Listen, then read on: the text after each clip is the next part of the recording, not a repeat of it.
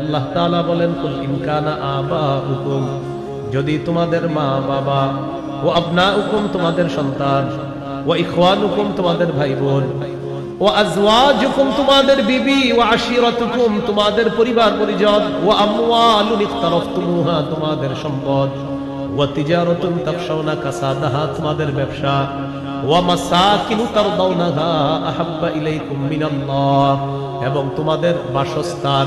এই 8টা জিনিস যদি আল্লাহ এবং তার রাসূলের চাইতে তোমাদের কাছে বেশি প্রিয় হয়ে যায়, জিহাদের চাইতেও যদি বেশি প্রিয় হয়ে যায়, ফাতারাব্বাসু অপেক্ষা করো, হাত্তা ইয়াতি আল্লাহু বিআমরি, আল্লাহ তাআলা আযাব আনার অপেক্ষা করো। বলি নাউযুবিল্লাহ।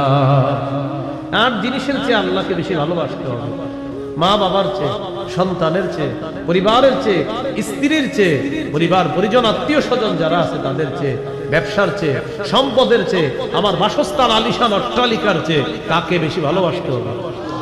আল্লাহকে বেশি ভালোবাসতে হবে। তাহলে বোঝা যাবে আপনি তাওহীদের 4 নাম্বার শর্ত পূরণ করছেন।